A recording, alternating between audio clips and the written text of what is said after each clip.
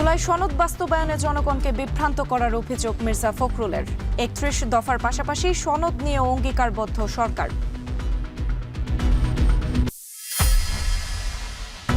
চট্টগ্রাম ও কক্সবাজারে বন্যা দুর্গত এলাকায় ৩ মন্ত্রী সহায়তা জোরদারের নির্দেশ স্বরাষ্ট্রমন্ত্রীর।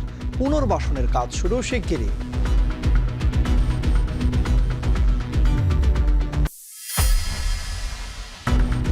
$৮০,০০০ থেকে ২ লাখ টাকায় মিলছে জাতীয় পরিচয়পত্র সংশোধনীর গ্যারান্টি।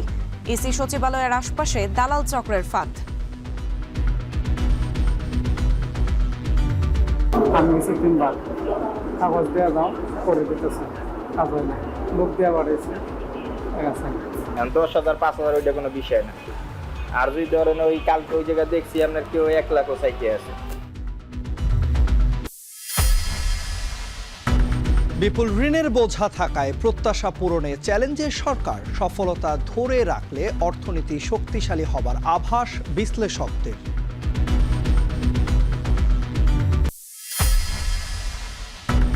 বৃষ্টি বন্যায় রাজধানীতে সবজির দাম দ্বিগুণ। বেড়েছে কাঁচামরিচের ঝাঁজ। সরবরাহ থাকলেও মাছের বাজার চড়া, ডিমের দামও বাড়তি। যেই তরকারিটা ছিল ৬০ টাকা, এখন ৮০ টাকা ১০০ টাকাতে কিনতে হচ্ছে। বৃষ্টি বাদলের কারণে মনে হয় গাছগুলো নষ্ট হয়ে গেছে, এই জন্য এই কারণে মনে হয় প্রতি কেজিতে মনে হয় ২০ টাকা পাচ্ছে। মাছের আমদানিটা একটু কম, মাছের রেটটা একটু বেশি।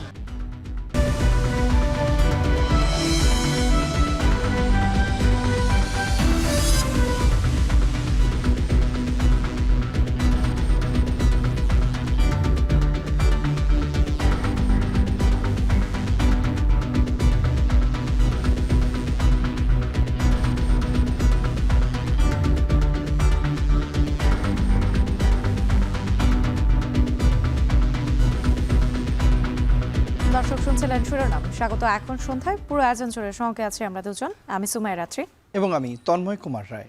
জুলাই সনদ বাস্তবায়নে রাজপথে ফয়সালার কথা বলে জনগণকে বিভ্রান্ত করা হচ্ছে, এমন অভিযোগ করেছেন বিএনপি মহাসচিব এবং স্থানীয় সরকার পল্লী উন্নয়ন মন্ত্রী মির্জা ফখরুল ইসলাম আলমগীর। তিনি আরও বলেছেন, বিএনপি সরকার ৩১ দফা এবং জুলাই সনদ নিয়ে অঙ্গীকারবদ্ধ। শুক্রবার সকালে রাজধানীর জাতীয় প্রেস ক্লাবে এমাজ উদ্দিন আহমেদ রিসার্চ সেন্টারে আয়োজিত প্রফেসর এমাজ উদ্দিন আহমেদের ৬ষ্ঠ মৃত্যুবার্ষিকী উপলক্ষে স্মরণ সভায় এসব কথা বলেন তিনি। এলজেডি মন্ত্রী আরও বলেছেন, জুলাই অভ্যুত্থানকে ক্ষমতায় যাওয়ার হাতিয়ার হিসেবে অনেকে ব্যবহার করতে চায়। বর্তমান সরকার উদারপন্থী গণতন্ত্রের দিকে যাওয়ার চেষ্টা করছে বলেও উল্লেখ করেন তিনি। এ সময় প্রয়াত প্রফেসর এমাজউদ্দিন আহমেদের আত্মার মাগফিরাত কামনা করেন মন্ত্রী। সংগ্রামে যারা আমাদের পথ দেখিয়েছেন তাদের অন্যতম ছিলেন প্রফেসর এমাজউদ্দিন আহমেদ সাহেব। তার সঙ্গে শিক্ষিত মানুষদেরকে জুলাই সনদ বাস্তবায়নের দাবি সংসদে আদায় না হলে রাজপথে ফয়সালা হবে। এই প্রশ্নটা আসলে আমার কাছে মনে হয় যে মানুষকে বিভ্রান্ত করার জন্য এই প্রশ্নগুলো তোলা হচ্ছে। আমরা ৩১ দফাতে যেমন কমিটেড, ঠিক তেমনিভাবে আমরা কমিটেড হচ্ছি জুলাই সনদে, কিন্তু সেটা আমরা যেভাবে চেয়েছি সেইভাবে আমরা বলছি। এখানে সম্পূর্ণভাবে ভুল ব্যাখ্যা দেওয়া হচ্ছে যে আমরা জুলাই সনদ বাস্তবায়ন করতে চাই না। আমরা জুলাই সনদ বাস্তবায়ন প্রত্যেকটি অক্ষর আমরা পালন করব, এটা হচ্ছে আমাদের কমিটমেন্ট। সংস্কার এই দেশে কারা এনেছে? বিএনপি এনেছে। একদলের শাসন ব্যবস্থা থেকে বহুদলীয় গণতন্ত্রের বিএনপি নিয়ে এসেছে। প্রেসিডেন্সিয়াল ফর্ম অফ গভর্নমেন্ট থেকে পার্লামেন্টারি ফর্ম অফ গভর্নমেন্টে বিএনপি নিয়ে এসেছে। আপনি তত্ত্বাবধায়ক সরকারের যে বিধান, সেই বিধানকে আমরাই পার্লামেন্টে সারা রাত কাজ করে আমরাই পাস করেছি।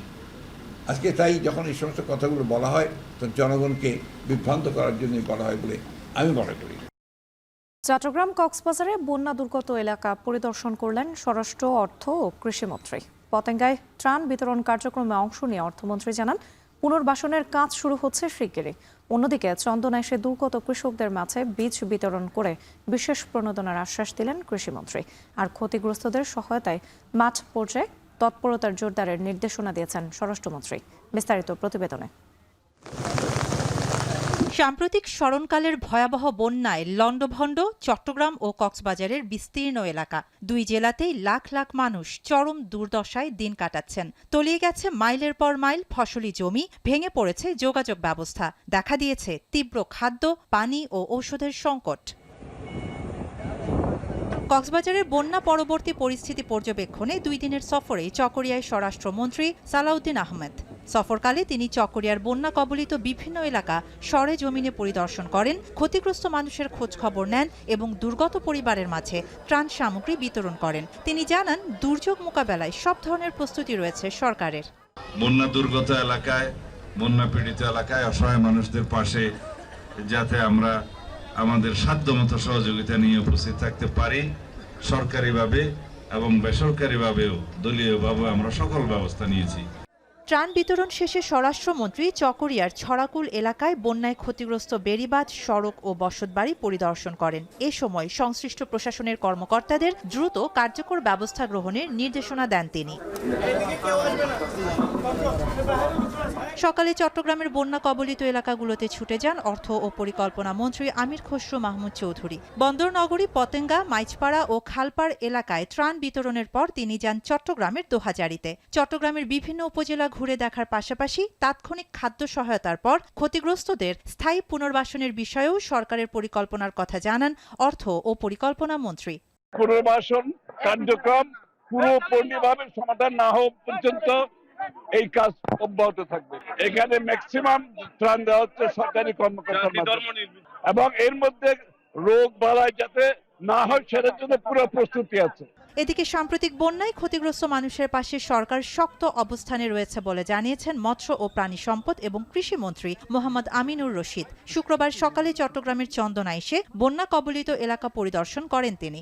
এ সময় কৃষকদের ক্ষয়ক্ষতি পুষিয়ে নিতে বিশেষ প্রণোদনার ব্যবস্থাও নেওয়া হচ্ছে বলে জানান তিনি। আমাদের একটা হিসাব আছে টোটাল এই এলাকায় কি পরিমাণ জমি ক্ষতিগ্রস্ত, কি পরিমাণ বীজতলা ক্ষতিগ্রস্ত, ওই অনুযায়ী আমরা বীজ দেব। মন্ত্রীদের এই সফরের পর ক্ষতিগ্রস্ত সড়ক যোগাযোগ সংস্কার, প্রান্তিক কৃষকদের মাঝে বীজ ও চিকিৎসা সেবায় ওষুধ বিতরণ এবং সামগ্রিক পুনর্বাসন কার্যক্রম জোরদার হবে বলে প্রত্যাশা বানভাসী মানুষের। শাহানা জাহান, এখন। উত্তর পশ্চিম বঙ্গোপসাগর এবং তৎসংলগ্ন উত্তর উড়িষ্যা, পশ্চিমবঙ্গ উপকূলীয় এলাকায় অবস্থানরত লঘুচাপটি ঘনীভূত হয়ে সুস্পষ্ট লঘুচাপে পরিণত হয়েছে। এতে পায়রা সহ দেশের সব সমুদ্র বন্দরকে 3 নম্বর স্থানীয় সতর্ক সংকেত দেখিয়ে যেতে বলেছে আবহাওয়া অফিস। পটুয়াখালীতে সকাল থেকে ঝোড়ো হাওয়া এবং মাঝারি ও ভারী বৃষ্টিপাত হচ্ছে। সকল নদ নদীর পানি স্বাভাবিক জোয়ারের চেয়ে 3 থেকে 4 ফুট বেড়েছে। সাগর উত্তাল থাকায় সামুদ্রিক মাছ ধরার সকল ট্রলার মৎস্য বন্দর আলিপুর এবং মহিপুরে নিরাপদ আশ্রয়ে ফিরে এসেছে। দুর্যোগপূর্ণ আবহাওয়ায় নিম্নাঞ্চল প্লাবিত হওয়ায় নানান দুর্ভোগের শিকার হচ্ছেন বিভিন্ন শ্রেণী পেশার মানুষ। এদিকে বরগুনার পায়রা, বিষখালী ও বলেশ্বর নদীর পানি স্বাভাবিক জোয়ারের চেয়ে 2 থেকে 3 ফুট বৃদ্ধি পেয়েছে। তলিয়ে গেছে বড়ইতলা এবং পুরকাটা ফেরিঘাটের গ্যাংওয়ে সড়ক। এতে চলাচল করতে গিয়ে প্রতিনিয়ত বিকল হচ্ছে যানবাহন। অতি বৃষ্টির কারণে কৃষকরা মনে করেন বিস্পারা করতে পারতেছে না, ফসলের ধান ফলাইতেছে না, অনেকের জমির তলায় গেছে, নষ্ট হয়ে যাইতেছে। মালামাল লইয়ে যাতায়াত করতে কষ্ট হয়ে যায়, আমাকে বহুত কষ্ট হয়ে যায়, এই পানির কারণে কষ্ট হয়ে যায়। এলাকা সব তলাইনি পানিতে, এই যেমন আমাদের ফেরিঘাট কোনো গাড়ি গুড়ি যাইতে পারে না, এলাকার ঘরবাড়ি সব তলাইনি। পানি তো দেখলাম এই যে যাইতেছি হাতুরিয়া, কি আর মার পরিস্থিতি শিকার যাইতে এই ব্যাপারে। কক্সবাজার সমুদ্র সৈকতে হঠাৎ টর্নেডোর মুখোমুখি হলেন পর্যটক ও স্থানীয়রা। এতে সৈকত জুড়ে আতঙ্ক ছড়িয়ে পড়ে। টর্নেডোর প্রবল বাতাসে বেশ কয়েকটি অস্থায়ী স্থাপনা ও দোকানপাট ক্ষতিগ্রস্ত হয়।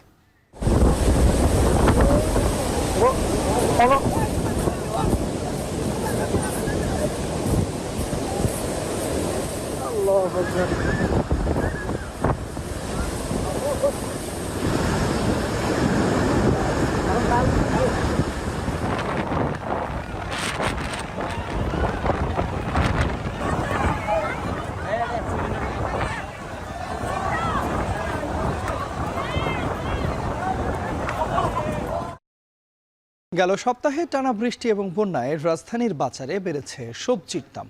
প্রতিটি সবজি বিক্রি হচ্ছে দ্বিগুণ দামে, তবে দাম কমেছে টমেটোর।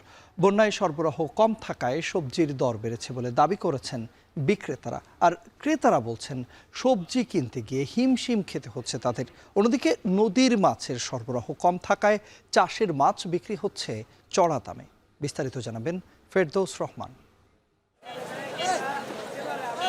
গেল সপ্তাহের বৃষ্টি বন্যার ধাক্কা লেগেছে রাজধানীর কাঁচাবাজারের পণ্য সরবরাহে। সরবরাহ কমে যাওয়ায় কাউরান বাজারে সবজির দাম দ্বিগুণ। কেজিতে বেশিরভাগ সবজি বেড়েছে প্রায় 30 থেকে 40 টাকা। বাজারে প্রতি পিস লাউ বিক্রি হচ্ছে 65 থেকে 70 টাকায়, যা গত সপ্তাহে ছিল 30 থেকে 35 টাকা পিস। আর শসা, কাঁচামরিচ ও লেবুর দামে ঊর্ধ্বগতি। গত সপ্তাহের তুলনায় হালিতে 5 টাকা বেড়ে লেবু বিক্রি হচ্ছে 20 টাকায়। এদিকে চিচিঙ্গা কেজিতে 40 টাকা, বেগুন 60 থেকে 65 টাকা এবং ঢেঁড়স বিক্রি হচ্ছে কেজিতে 40 থেকে 45 টাকায়। অন্যান্য সবজিও দ্বিগুণ দামে কিনতে হচ্ছে ক্রেতাদের। এদিকে বিক্রেতারা বলছেন কাঁচা পেঁপের দাম স্বাভাবিক রয়েছে, আর টমেটোর দাম কমে এসেছে অর্ধেকে। প্রতি কেজি টমেটো বিক্রি হচ্ছে 80 থেকে 120 টাকা কেজিতে। গত সপ্তাহ থেকে এই সপ্তাহ বেশি বৃষ্টির কারণে হয়তো এরকম অবস্থা হইতে পারে। মালের শর্ট, মালের দেখতে সুন্দর না, কিন্তু দাম বেশি। আর 2-3 দিন যদি বৃষ্টি যায় মরিচ 150 টাকার উপরে হয়ে যাবে। এখনো বর্তমানে 80 টাকা 90 টাকা মরিচ।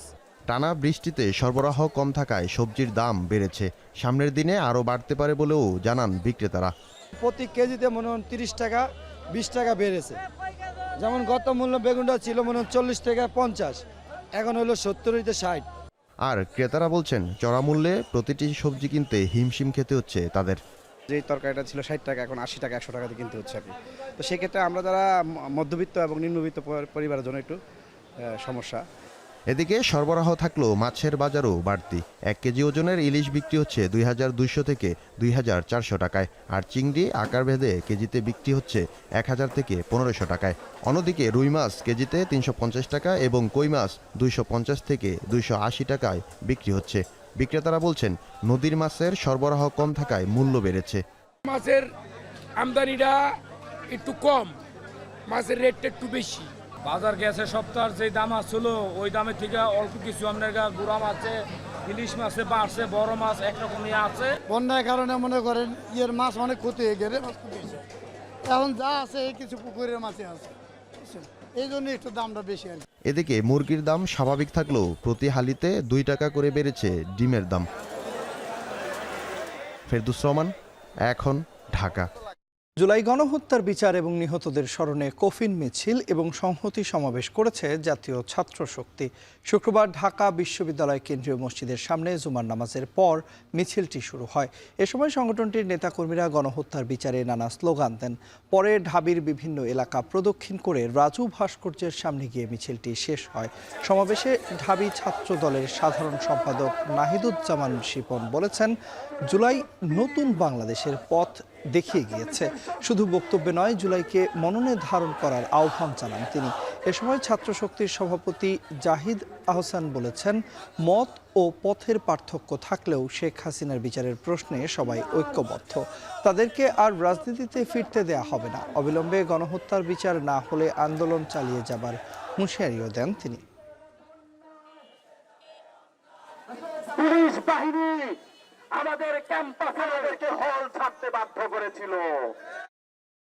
এনআইডি সংশোধনে ইসি কর্মকর্তাদের চেয়েও বেশি ভরসা যেন বিশ্বস্ত দালাল চক্রে।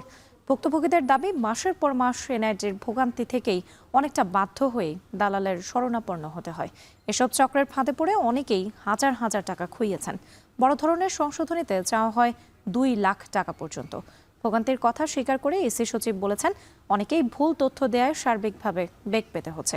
মিয়া আমিরুলের প্রতিবেদন।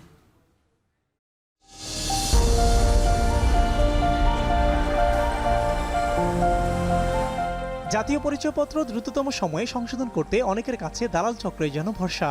বিষয়টি শুনতে অবাক লাগলেও বাস্তবতা এর চেয়ে ভয়ানক। দেশের বিভিন্ন জেলা উপজেলা নির্বাচন অফিস ঘুরে সেবা প্রত্যাশীদের শেষ ঠিকানা ইসি সচিবালয়। তবে এখানে এসে অনেককেই পড়তে হচ্ছে প্রতারকের ফাঁদে।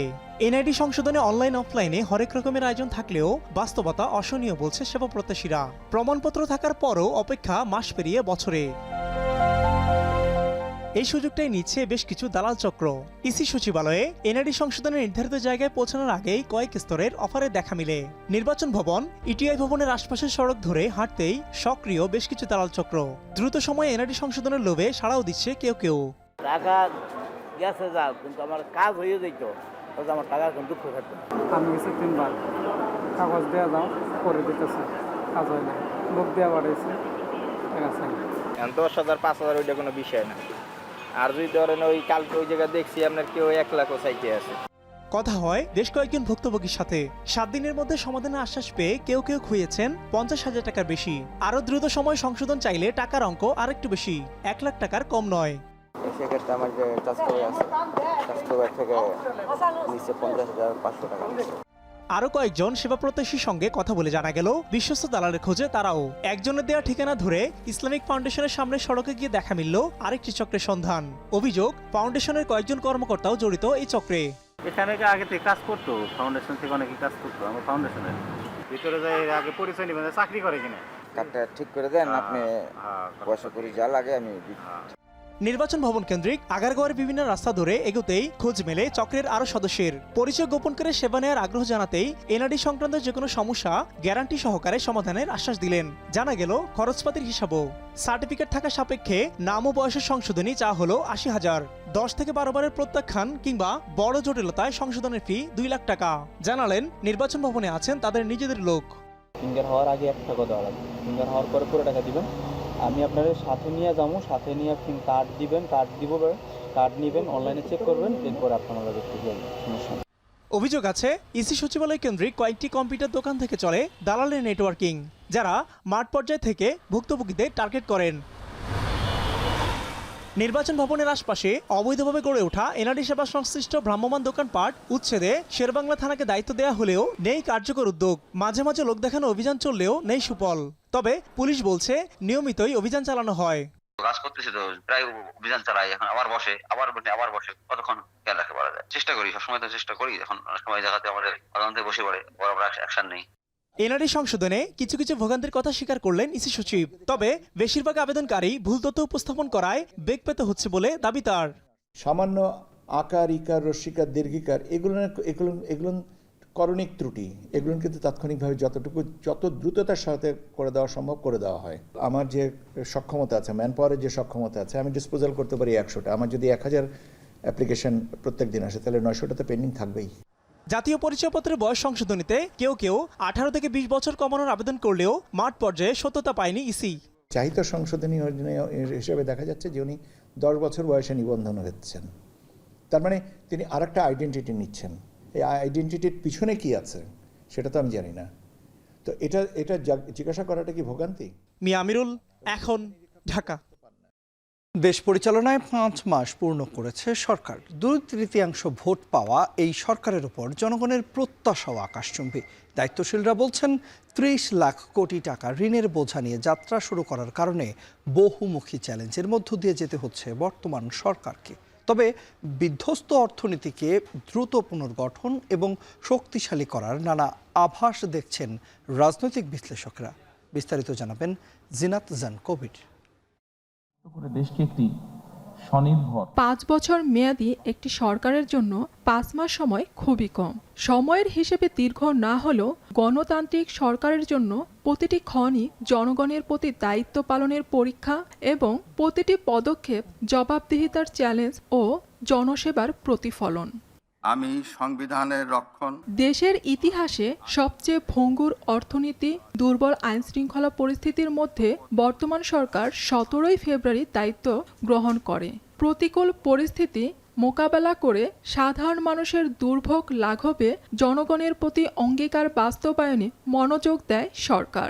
নির্বাচনী প্রতিশ্রুতি অনুযায়ী এই সরকারের 5 মাসে বেশি মনোযোগ ছিল ফ্যামিলি কার্ড, কৃষক কার্ড ও খাল খননের মতো কর্মসূচিতে। সরকারের এসব উদ্যোগকে কার্যকর উল্লেখ করে বিএনপির সিনিয়র যুগ্ম মহাসচিব ও প্রধানমন্ত্রীর উপদেষ্টা রুহুল কবির রিজভী বলেন, 5 মাসে বিপুল সংখ্যক জনগোষ্ঠীর মুখে হাসি ফুটিয়েছে সরকার। কৃষক কার্ড ও ফ্যামিলি কার্ড তার সবচেয়ে বড় উদাহরণ বলে মন্তব্য করেন তিনি। বর্তমান সরকার তার যে কর্মসূচিগুলো, সেই কর্মসূচিগুলো আমরা বাস্তবায়নের যে ডাইমেনশনটা দেখছি, এটা অভূতপূর্ব এক কথায় আমরা বলবো। জনগণের স্বার্থে যে কাজ অগ্রগামী হয়, সেই কাজ কখনো পিছিয়ে পড়ে না বা ওটা স্লথ হয় না, সেটা খুব ধীরে সুস্থে চলে না। আমি মনে করি যে সেই কাজগুলো অব্যাহত চলছে এবং এগুলোর নির্দিষ্ট সময়ের মধ্যেই যে অবজেক্টিভ যেটা, সেই লক্ষ্য পূরণে এটা দারুণভাবে সাফল্য লাভ করবে। সরকার নির্বাচনী ইশতেহার দ্রুত বাস্তবায়নের উদ্যোগ নিয়েছে। এই অল্প সময়ে সরকার যেসব পদক্ষেপ গ্রহণ করেছে তা থেকে বোঝা যায় সরকার সফলতার দিকে এগিয়ে যাচ্ছে। এমনটাই মন্তব্য করেন রাজনৈতিক বিশ্লেষক সাখাওয়াত হোসেন সায়ন্ত। সরকার দায়িত্ব নিয়েছে এরকম একটা ভঙ্গুর অবস্থায়, কিন্তু তাদের পুরো এক্সপেকটেশন হাই। এই দুইটার সমন্বয় করে চলাটা যে কারোর জন্য খুব দুরূহ। সরকার যতগুলো উদ্যোগ নিয়েছে এখনো পর্যন্ত খুব বড় বড় উদ্যোগ নিয়েছে এবং তারা তাদের কর্মসূচি, তাদের কার্যক্রম চলমান রেখেছে, ফলে এইটা আশা জাগাচ্ছে। সরকার চালাতে গিয়ে এই 5 মাসে মধ্যপ্রাচ্য যুদ্ধের প্রভাব সামলাতে হয়েছে সরকারকে। এরপরও জনগণের স্বস্তির কথা মাথায় রেখে নিত্যপণ্যের দাম বাড়ানো হয়নি। এই প্রসঙ্গে প্রধানমন্ত্রীর উপদেষ্টা ডক্টর মাহদি আমিন বলেন, অংশীদারিত্বের ভিত্তিতে অর্থনৈতিক কাঠামো গড়াই সরকারের লক্ষ্য। সারা বিশ্ব জুড়ে যখন জ্বালানির প্রচণ্ডভাবে দ্রব্য বৃদ্ধি হয়েছে তার মূল্য বৈশ্বিক সংকটের কারণে, তখনই কিন্তু জ্বালানির দাম বাংলাদেশে যথেষ্ট নিয়ন্ত্রণে ছিল। কিছুদিন আগে নতুন সরকারের প্রথম বাজেট প্রণীত হয়েছে, সেখানে আমরা দেখলাম মাননীয় প্রধানমন্ত্রী নিজে দায়িত্ব নিয়ে যে 60টির বেশি প্রোডাক্ট ডে টু ডে প্রয়োজন হয়, নিত্য নৈমিত্তিক প্রতিটি পণ্যের দ্রব্যমূল্য সীমিত রাখার জন্য সেখানে ট্যাক্সের পরিমাণ কমিয়েছেন। জনগণের দীর্ঘদিনের যে জনজীবনে প্রত্যাশিত বিষয়গুলো ছিল প্রায় প্রত্যেকটাই কিন্তু নির্বাচনী প্রতিশ্রুতির আলোকে মাননীয় প্রধানমন্ত্রীর নেতৃত্বে সরকার প্রতিপালন করে চলেছে। বিনিয়োগ বাড়াতেও সরকারের গুরুত্ব রয়েছে। চীন ও মালয়েশিয়া সফরেও জনগণের স্বার্থ, বাংলাদেশের সার্বভৌমত্বকে প্রাধান্য দিয়ে বিদেশি বিনিয়োগ, কর্মসংস্থান, শিক্ষা, স্বাস্থ্য, ট্যুরিজম বিষয়ে শীর্ষস্থানীয় ব্যবসায়ী ও বিভিন্ন প্রতিষ্ঠানে কর্ণধারদের সঙ্গে আলোচনা করেছে সরকার। মাননীয় প্রধানমন্ত্রীর প্রথম বিদেশ সফরের ভেতরে মাননীয় প্রধানমন্ত্রী যখন গেলেন, আমরা দেখেছি মালয়েশিয়াতে ওয়ার্ল্ড ইকোনমিক ফোরামে এবং চীনে গিয়েছেন, এবং প্রতিটা ক্ষেত্রে তিনি বাংলাদেশের স্বার্থ, বাংলাদেশের সার্বভৌমত্ব সেটিকে প্রাধান্য দিয়ে কিন্তু বাইল্যাটারাল এবং মাল্টিল্যাটারাল বিভিন্ন পর্যায়ে এঙ্গেজ হয়েছেন। বাংলাদেশের স্বার্থ সংশ্লিষ্ট বিষয়গুলোতে উনি নিশ্চিত করেছেন জনগণের যে অভিপ্রায় সেটা যেন প্রস্ফুটিত হয়। আমরা এমন একটি ইকোসিস্টেম গড়ে তুলতে চাই যেখানে আমাদের যে হিউজ ডেমোগ্রাফিক ডিভিডেন্ড রয়েছে, তরুণ প্রজন্ম, তাদের যে স্বপ্ন রয়েছে, তাদের যে লক্ষ্য রয়েছে, তাদের জীবনে যে ভিশন রয়েছে, সেটাকে যেন সরকার তার পলিসির মাধ্যমে ম্যাটেরিয়ালাইজ করাতে পারে। এই সরকারের 5 মাসের কর্মসূচি থেকে বোঝা যায় সামনের দিনগুলোতেও সফলতার সঙ্গে এগিয়ে যাবে এই সরকার। এমনটাই প্রত্যাশা সংশ্লিষ্টদের। তার যোগ্যতা সবকিছু নিয়ে সম্মানের সঙ্গে বেঁচে থাকবে। জিনাত জান কবির, এখন, ঢাকা। এনবিআরের সার্ভার ও চট্টগ্রাম কাস্টমস হাউসের অ্যাসাইড কোড হ্যাক করে বিপুল পরিমাণ বিদেশি মদ খালাসের চেষ্টার মূল হোতাকে গ্রেপ্তার করেছে পুলিশ। নেপাল পালিয়ে যাওয়ার সময় শাহজালাল আন্তর্জাতিক বিমানবন্দর থেকে চোরাচালান চক্রের ওই সদস্যকে গ্রেপ্তার করা হয়। মূলত মদ আমদানিতে বিপুল শুল্ক এড়াতেই C&F এজেন্টের যোগসাজশে এই চক্রটি সাইবার প্রতারণার আশ্রয় নেয়। শোয়েব রহমানের প্রতিবেদন। দেশে প্রতি বছর বৈধ বার কিংবা বাণিজ্যিক উদ্দেশ্যে বিপুল পরিমাণ মদ আমদানি করা হয়, তবে এজন্য শুল্ক প্রায় 600% হওয়ায় শুল্ক ফাঁকির প্রবণতাও ব্যাপক। প্রায় মিথ্যে ঘোষণায় আমদানি হয় বিপুল মদ, যা বিভিন্ন সময় চট্টগ্রাম বন্দরে আটকও হয়েছে। 2024 সালের সেপ্টেম্বরে তেমনি বন্ডের সুবিধায় ফেব্রিক্স আনার ঘোষণায় বিপুল মদ আমদানি করে একটি প্রতিষ্ঠান। সে সময় গোপন সংবাদের ভিত্তিতে 11,676 লিটার বিভিন্ন ব্র্যান্ডের মদ আটক করা হয়, যেখানে 10 থেকে 12 কোটি টাকা শুল্ক ফাঁকির চেষ্টা করা হয়। ওই ঘটনায় আটক করা হয় C&F প্রতিষ্ঠান হাফেজ ট্রেডিং এর 7 জনকে। সবশেষ এ ঘটনায় আটক করা হয় শেখ সেজান নামের আরও একজনকে। ঢাকা শাহজালাল আন্তর্জাতিক বিমানবন্দর ইমিগ্রেশন পুলিশের সহায়তায় জাল জালিয়াতি সহ কাস্টম সার্ভার অবৈধ অনুপ্রবেশের মাধ্যমে অসত্য ঘোষণার শুল্ক ফাঁকি দিয়ে চোরাচালানকৃত বিদেশি মদ আমদানি করে খালাসের চেষ্টা করে। পুলিশ জানায়, পড়াশোনায় বড় ডিগ্রি না থাকলেও নিজ উদ্যোগে ওয়েবসাইট হ্যাকিং, ক্লোনিং, বিভিন্ন গোপন সার্ভারে প্রবেশের দক্ষতা অর্জন করে শেখ সেজান। সেই দক্ষতাকে কাজে লাগিয়ে চট্টগ্রাম কাস্টমসের এসআইকোডা সার্ভার হ্যাক করে আমদানিকৃত মদ খালাসের তৎপরতা করে। এর আগেও সে কাস্টমস কর্মকর্তাদের ইউজার আইডি হ্যাক করে চোরাচালান চেষ্টা করেছে বলে জানায় পুলিশ। আসামি তথ্য প্রযুক্তিতে দক্ষ এবং বিভিন্ন তথ্য প্রযুক্তি ভিত্তিতে কার্যক্রম সঙ্গে সম্পৃক্ত দল সংঘবদ্ধ চোরাচালানে উক্ত কার্যক্রম বাস্তবায়নে গুরুত্বপূর্ণ প্রযুক্তিগত ভূমিকা পালন করে মর্মে তথ্য প্রমাণ পাওয়া গেছে। আসামি শেখ সেজান পূর্বেও সরকারি বিভিন্ন জনসেবামূলক ওয়েবসাইট ক্লোনিং জালিয়াতির অভিযোগে সিএমপি সিটি ও ডিএমপি সিটিডিসি টিমের অভিযানে গ্রেপ্তার হন। গ্রেপ্তার শেখ সেজানের বিরুদ্ধে দেশের বিভিন্ন থানায় সাইবার ক্রাইম ও প্রতারণার অন্তত 7টি মামলা রয়েছে। শোয়েব রহমান, এখন, চট্টগ্রাম। 858টি দাবানলে পুড়ছে কানাডা। নিয়ন্ত্রণের বাইরে শতাধিক, এরই মধ্যে পুড়ে ছাই 59 লাখ একর এলাকা। বাতাসে দূষণ এতটাই তীব্র আর বিস্তৃত যে সতর্কতা জারি করা হয়েছে যুক্তরাষ্ট্রের বিভিন্ন অঙ্গরাজ্যেও। ধোঁয়ায় আচ্ছন্ন দুদেশের শহরগুলো। দৃষ্টিসীমা এতটাই নেমে গেছে যে ফুটবল বিশ্বকাপের ফাইনালের আয়োজন যে স্টেডিয়ামে খানিক দূরে দেখা যাচ্ছে না, সেটিও। বিস্তারিত জানাচ্ছেন নুজহাত কামাল। ফুটবল বিশ্বকাপের ফাইনালকে ঘিরে যখন উত্তেজনা তুঙ্গে সারা বিশ্বে, তখন ধোঁয়ায় ঢেকে গেছে আর্জেন্টিনা স্পেন ম্যাচের ভেন্যু। কানাডার দাবানলের ধোঁয়া এতটাই গ্রাস করেছে যুক্তরাষ্ট্রকে যে দৃষ্টিসীমা নেমে গেছে নিউ জার্সির মেটলাইফ স্টেডিয়ামে। রোববার 80,000 ফুটবল প্রেমীর জমায়েত হওয়ার কথা এখানে। 800-র বেশি দাবানলে পুড়ছে কানাডা। স্থানীয় সময় বৃহস্পতিবার মধ্যরাত পর্যন্ত নিয়ন্ত্রণের বাইরে অন্তত 111টি। এরই মধ্যে পুড়ে ছাই হয়েছে 59 লাখ একর এলাকা। আগুনের তীব্রতা সবচেয়ে বেশি ম্যানিটোবা, সাসকাচুয়ান ও অন্টারিও প্রদেশে। অন্টারিওর উত্তরে আগুনের কারণে পূর্বপুরুষের ভিটেমাটি ছাড়তে হয়েছে আদিবাসী ফার্স্ট নেশন গোষ্ঠীর অধিবাসীদের। ঘুম ভেঙেই ধূসর ধোঁয়ার ভেতরে নিজেদের দেখতে পান টরন্টোর বাসিন্দারা।